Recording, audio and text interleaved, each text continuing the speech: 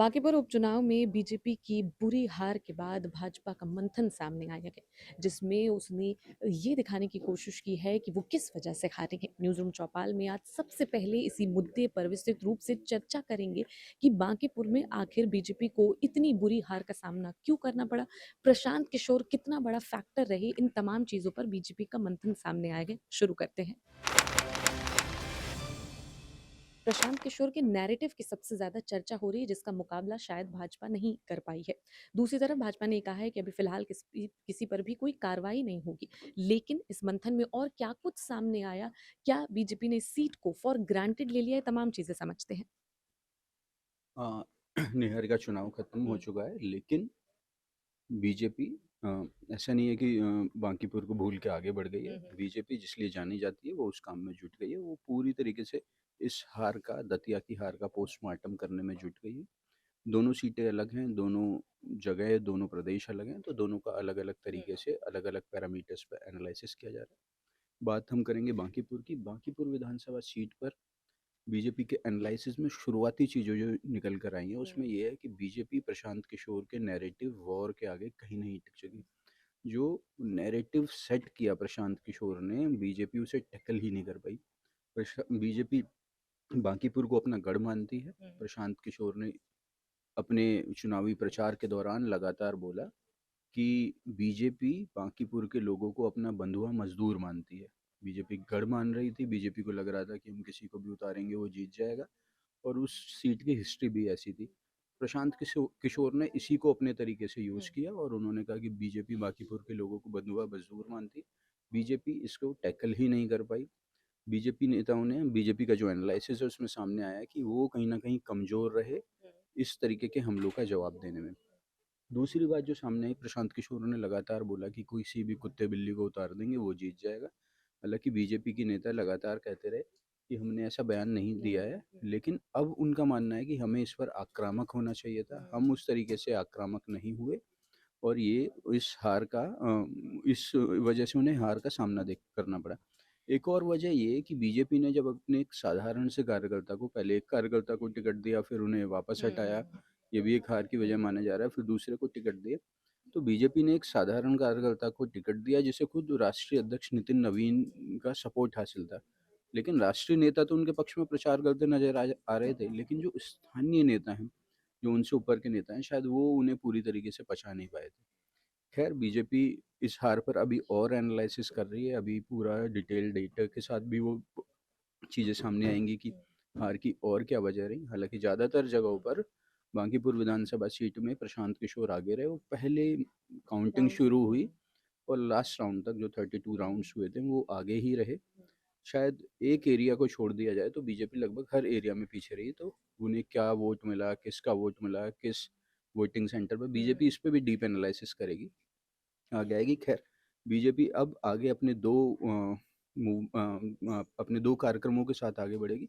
एक जो संत रविदास की जी की जयंती पर कलश यात्रा निकाल रहे हैं, तो इस पर आगे बढ़ेंगे। और दूसरा, स्वतंत्रता दिवस आ रहा है, उस पर वो जो तिरंगा यात्राएं हैं युवा मोर्चा निकालेगा, उस पर आगे बढ़ेंगे। तो बीजेपी इसके जरिए संत रविदास वाला कार्यक्रम के जरिए दलित समाज को रिझाने की कोशिश करेगी, जो रविदासीय समाज है, और युवाओं को तिरंगा यात्रा के जरिए जोड़ने की और वापस पैट्रियोटिज्म वाले, अपने राष्ट्रवाद वाले, उस पर लाने की कोशिश करेगी। ये भी एक बड़ा सवाल है कि जैसे उन्होंने कहा कि कार्रवाई जो है फिलहाल अभी किसी पर नहीं होगी, तो क्या कोई संगठनात्मक बदलाव जो है वो करने की कोशिश हो रही है?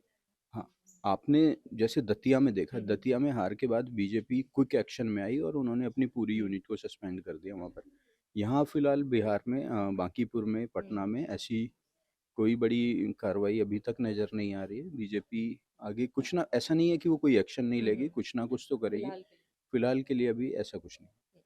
ठीक है, तो ये बांकीपुर सीट का जो बीजेपी ने एनालिसिस किया, उसके बारे में हमने चर्चा की कि किस तरीके से प्रशांत किशोर के नैरेटिव का मुकाबला जो है वो नहीं कर पाए, और जिस तरीके से प्रशांत किशोर ने बांकीपुर सीट पर बीजेपी के लिए यहाँ पर जो है नेगेटिव प्रचार प्रसार किया, उसका भी सामना बीजेपी नहीं कर पाई। अगली खबर शेख हसीना को लेकर चर्चा करेंगे। इसमें आपको पता है कि पूर्व प्रधानमंत्री रही है, 2 साल बाद उन्होंने नई दिल्ली से प्रेस कॉन्फ्रेंस की।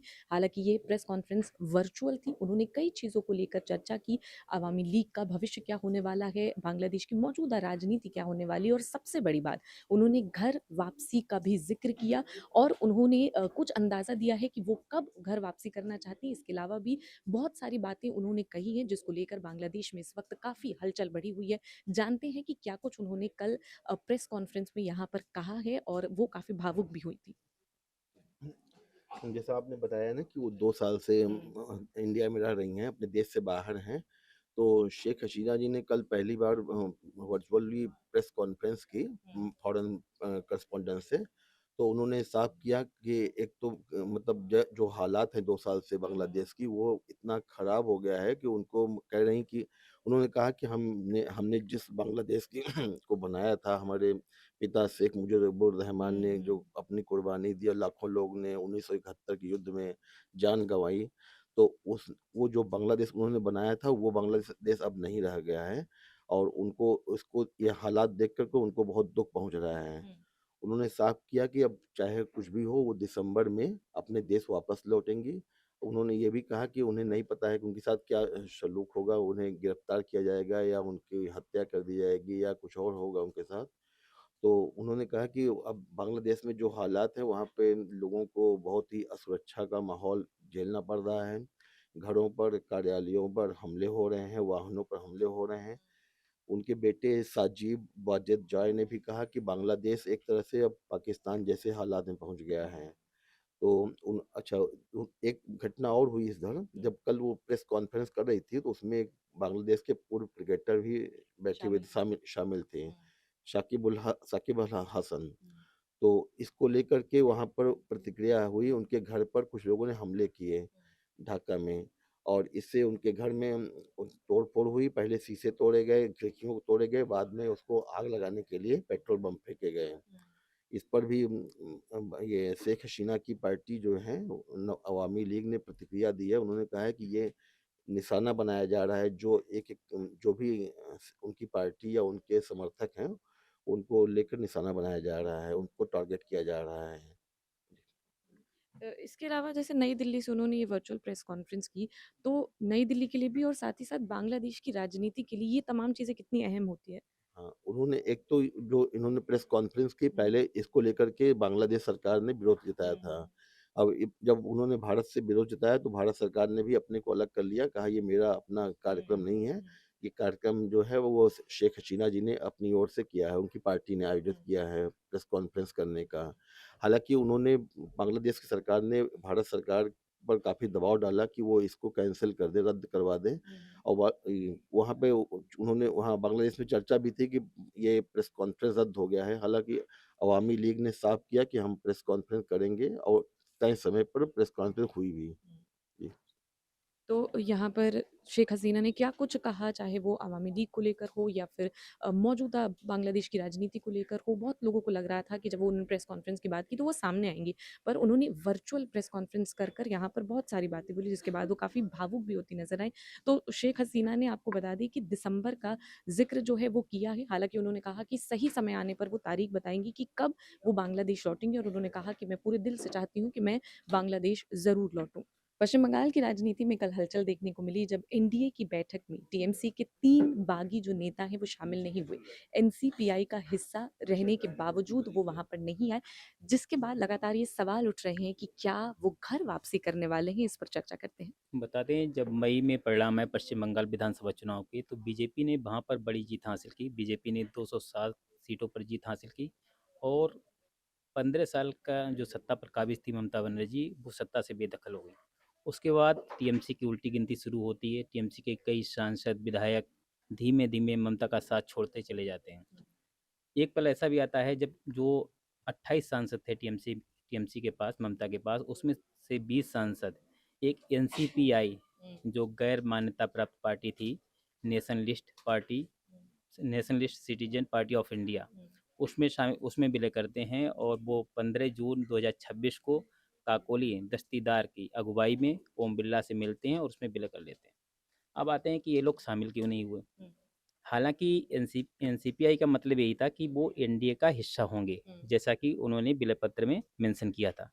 लेकिन जब एनडीए की 2 बार की बैठक हुई, हुँ। तो इसमें 3 मुस्लिम सांसद हैं, एक यूसुफ पठान जो मुर्शिदाबाद सीट से आती है। ये मुस्लिम बाहुल सीटें हैं तीनों। जंगीपुर से सांसद खलीलुर रहमान और बैरामपुर से सांसद यूसुफ पठान। तो इन तीनों लोगों का ये कहना है कि अगर हम बीजेपी या एनडीए की बैठक में शामिल होते हैं तो हमारे मुस्लिम जो मतदाता हैं वो हमसे नाराज़ हो जाएंगे। और जब एनसीपीआई में विलय हुआ तब भी इनको जो मुस्लिम मतदाता थे उनकी नाराज़गी का सामना करना पड़ा। तो इन्होंने साफ तौर पे ये कहा कि हम ऐसी किसी बैठक में शामिल नहीं होंगे जिससे मेरे मतदाता नाराज़ हों। अच्छा, इसके पीछे की एक वजह ये है कि 2029 में इन तीनों सांसदों को फिर से चुनाव लड़ना है। अगर ये एनडीए में या बीजेपी की बैठक में शामिल होते हैं तो खास तौर से बात है कि मुस्लिम मतदाता नाराज़ होंगे। अच्छा, दूसरी बात ये, इससे कुछ दिन पहले दिल्ली में ही शुवेंदु, जो पश्चिम बंगाल के मुख्यमंत्री हैं, शुवेंदु अधिकारी ने बैठक की, तो उनकी बैठक में तीनों सांसद शामिल हुए थे। इसके पीछे इन्होंने ये भी वजह बताई कि अगर हम शामिल नहीं होंगे तो हम अपने क्षेत्र की बातें मुख्यमंत्री के सामने नहीं उठा पाएँगे। तो हमने जब शामिल हुए तो हमने अपने क्षेत्र की बातें मुख्यमंत्री के सामने उठाई, ये वजह है। तो कुल मिला के ये वजह है कि ये तीनों सांसद अपने वोटरों को किसी तरह से नाराज़ नहीं करना चाहते, जिनकी दम पे ये लोकसभा सांसद बने। लखनऊ कानपुर एक्सप्रेसवे का 13 जुलाई को उद्घाटन हुआ। 22वें दिन ही विवादों में है क्योंकि यहाँ पर जिस तरीके का निर्माण है वो पूरी तरीके से सड़क जो है उखड़ती हुई नजर आ रही है और घटिया निर्माण के चलते वहाँ पर फिलहाल जो खबर है वो ये है कि टोल जो है फिलहाल के लिए अभी नहीं देना पड़ेगा। और पूरी खबर क्या है, क्या हालात है वहाँ पर, ये जानते हैं। निहारिका, नितिन गडकरी और राजनाथ सिंह ने, मुख्यमंत्री योगी भी उस कार्यक्रम में शामिल थे, डिप्टी सीएम भी थे केशव प्रसाद मौर्य ने कानपुर और लखनऊ के बीच में बनाए गए एक्सप्रेसवे का उद्घाटन किया था। नितिन गडकरी एक्सप्रेसवे के लिए बनाने के लिए पहचाने जाते हैं और उन्होंने बहुत शानदार एक्सप्रेसवे भारत में बनाए भी हैं। लेकिन इस वाले एक्सप्रेस वे ने जैसे केंद्र सरकार की किरकिरी कर दी है। वजह कि उद्घाटन के कुछ दिनों बाद ही यहाँ पर सड़क धंसने की घटनाएं सामने आने लगी। सबसे पहले उन्नाव जिले में एक जगह पर ये हुआ, लेकिन ये लगातार सिलसिला जारी है। ताज़ा हालात ये हैं, जो लोकल मीडिया रिपोर्ट्स हैं वो कहती हैं लगभग 40 जगहों पर, मतलब कानपुर से लखनऊ और लखनऊ से उन्नाव, दोनों साइड्स को मिला दें तो लगभग 40 जगहों पर कहीं थोड़ा धसा है, कहीं क्रैक है, कहीं कुछ है। तो इस तरीके का है। अब अ, ये सब देखते हुए एनएचएआई ने वसूली जो होती है राष्ट्रीय राजमार्ग पर, उसे कानपुर लखनऊ एक्सप्रेसवे पर उसे बंद कर दिया। इसके अलावा और भी कई फैसले लिए हैं। फैसले क्या लिए हैं वो मैं आपको बता देता हूँ। उन्होंने जो ठेकेदार कंपनी है उसे नॉन परफॉर्मर घोषित करने का नोटिस दिया है। इससे क्या होगा कि भविष्य में ये कंपनियां बोलियां नहीं लगा सकेगी नेशनल हाईवे, कोई भी नेशनल हाईवे बनाने के लिए। इसके अलावा परफॉर्मेंस सिक्योरिटी पर, इस कंपनी की परफॉर्मेंस सिक्योरिटी पर 2% का जुर्माना और 3 साल का प्रतिबंध लगाने का शो कॉज नोटिस जारी किया है। मरम्मत के जो काम है उसके लिए अनुमानित 3 करोड़ की वसूली ठेकेदार से की जाएगी। टोल राजस्व की नुकसान की भरपाई भी ठेकेदार से की जाएगी। इसके अलावा इस प्रोजेक्ट में जो कुछ इंजीनियर्स, लीडर्स, मैनेजर्स लगे थे उन्हें 2 साल के लिए ब्लैक लिस्ट किया गया। तो ये है। इसके अलावा आईआईटी खड़गपुर के एक प्रोफेसर हैं के.एस. रेड्डी, उनके नेतृत्व में इस एक्सपर्ट्स की एक टीम ये जो भी कुछ कानपुर लखनऊ एक्सप्रेसवे पे हुआ है उन घटनाओं की जांच लगाएगी, पता करेगी और सॉल्यूशंस देगी। तो ये लखनऊ कानपुर एक्सप्रेसवे को लेकर खबर थी कि किस तरीके से यहाँ पर जो है 22 दिन ही हुए थे और निर्माण जो है काफ़ी बुरा नज़र आया। कई जगह पर सड़कें जो हैं उखड़ी हुई नज़र आई, जिसके बाद सरकार ने बड़ा फैसला लिया और यहाँ पर टोल फिलहाल जो है वो नहीं लगेगा जब तक सड़क पूरी तरीके से बन नहीं जाती। इसी बीच एक बड़ी खबर आई, तहलका पत्रिका के जो संस्थापक हैं तरुण तेजपाल, यौन उत्पीड़न का जो मामला चल रहा था उस पर आपको बता दी कि हाईकोर्ट ने उन्हें दोषी ठहराया है। तो ये फिलहाल बड़ी खबर इस वक्त सामने आ रही है और पूरी इस पे रिपोर्ट क्या है वो भी हम आपको बताएंगे। लेकिन आज तमाम जो खबरें हैं उस पर चर्चा हमने की। इसी तरह की तमाम खबरों के लिए आप यूट्यूब चैनल जनसत्ता का देख सकते हैं, वेबसाइट देख सकते हैं, सोशल मीडिया जैसे इंस्टाग्राम, फेसबुक, इन तमाम जगहों पर आप जनसत्ता से जुड़ सकते हैं और ये खबरें जो हैं पूरे विश्लेषण और विस्तृत रूप से जान सकते हैं।